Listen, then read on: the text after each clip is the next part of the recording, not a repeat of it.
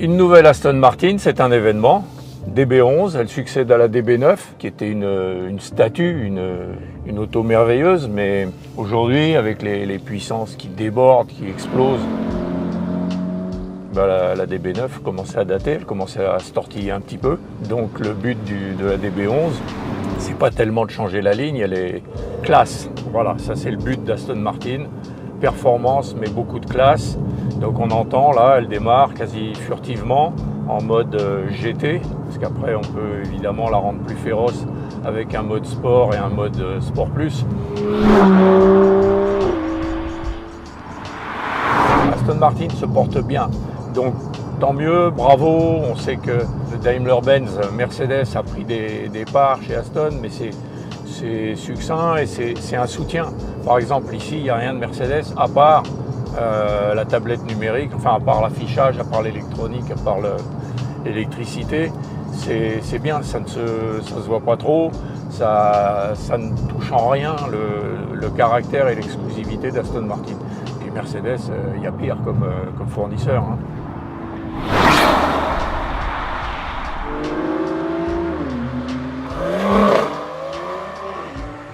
Et alors, cette DB11 qui est une œuvre, on la sent beaucoup plus rigide, on sent que la structure en aluminium, elle est un petit peu moins lourde, ça reste une voiture lourde, mais elle est beaucoup plus rigide. On le sent tout de suite. Le V12 là, c'est un nouveau V12, mais c'est un Aston Martin. Il est biturbo en plus. Donc deuxième interrogation, est-ce qu'il chante ?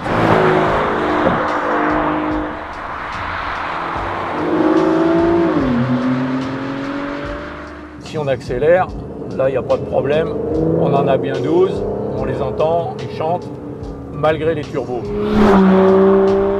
Donc ils ont beaucoup travaillé le bruit, ça se fait aussi chez d'autres qui arrivent à recréer du son. Alors on va passer en sport, déjà ça ouvre les clapets d'échappement, ça rend l'accélérateur un peu plus sensible, et puis on va pas perdre de temps, on va se mettre directement en sport plus, et là on sent que la boîte de vitesse est gros.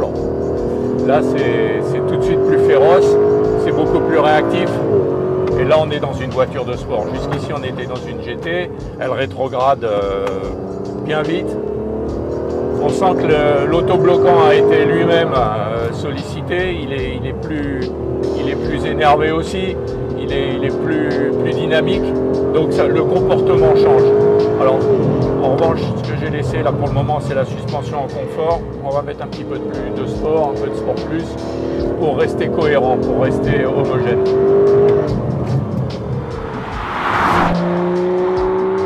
Ça, il n'y a pas de problème, tout est là, les 600 chevaux sont là, et le train arrière qui va avec, le train avant il va bien dedans, il n'y a pas de problème.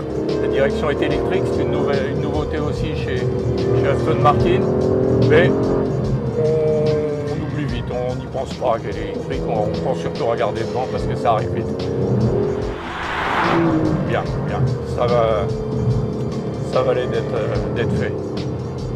On aurait eu tort de rater ça, non, magnifique. Et là, on calme le jeu et on est de nouveau dans une Aston Martin. Quelque chose de très confortable, très classe, très facile. Voilà, c'est respecté, c'est une Aston Martin, extérieurement, intérieurement. Ça fait du bien.